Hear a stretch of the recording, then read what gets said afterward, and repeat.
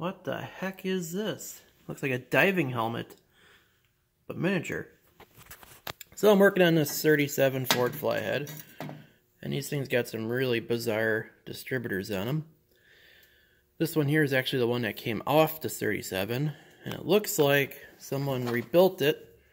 It's got brand new points in there. Had a brand new rotor. It's never been fired. Probably could clean it up and use it, but problem with this one is the wheel, and they call this the brake wheel, and it's just really weird for especially a Chevy guy like me. But what happens is this little piston here, which goes in this little bore, sits in here and it rubs on this little guy here. So as it's running, and let's say you got at idle, full vacuum, it'll pull this back away from the wheel, let the timing advance. When you stand on it and you lose vacuum, this brakes on there, which, you know, takes the advance away. Kind of weird. I'm more used to the vacuum diaphragm in a Chevy Delco. You know, you get vacuum and it advances it. When you don't get vacuum, it retards it, you know, but different. But this one over here, the guy that owns this engine, he got this with the truck.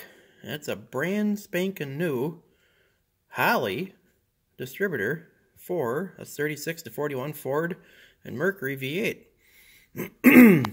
New old stock, if I would say. It's never been run. I took it apart because it was seized up.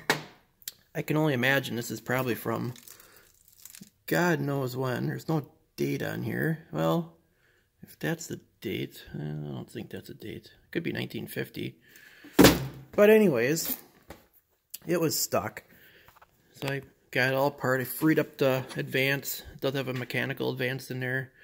This was all seized up. I had to take this all apart. Now it's, I don't know how I'm going to do this with one hand, but it does work. And that goes in there like so. It's got new points in it. We probably could use the points. That's to clean them up. But I'm trying to keep this as low maintenance as possible because my buddy's handy, but he's not that handy. So we're going to make this Petronix. I like Petronix. I know people out there hate Petronix, but I like them. I had good luck with them. So we're going to make this a Petronix. I'm also going to make the, we'll go over here quick. I got this kit to relocate the coil.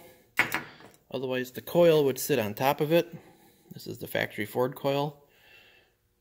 And could use that. I do have a brand new, this guy here.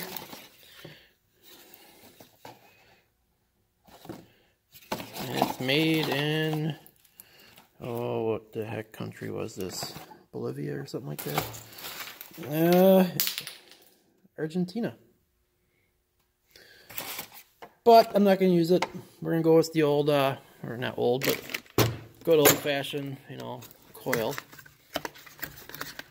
And I usually go, whenever I do a Petronix, I always buy the Petronix coil. People that don't do that usually are the ones that end up in trouble.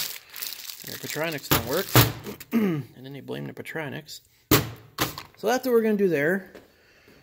That was the kit box, but basically pretty straightforward. This is the first time I've ever dove into one of these. I did read up on it a little bit beforehand. They are weird. Especially when you gotta do the points. There's supposed to be a tool. You set this on a tool. The cam in the back here, or the drive tang, it's off-centered as you can see. That locks into the tool in a certain way. And then there's some lights on here, and you set the points. And then one points you set over here. That sets the dwell. I don't have the tool. There is a way of doing it with a straight edge, but like I said, I'm trying to keep this simple. So this is for 6 volt positive ground, which is what the truck is. And it'll work. I'm sure it will work. So yeah, that's what I got going on tonight. Pretty boring, actually. But as soon as I get this all put back together, we'll go back on to doing something here, but it's almost time to go home. But there, you got a another video today. Enjoy. Later, guys.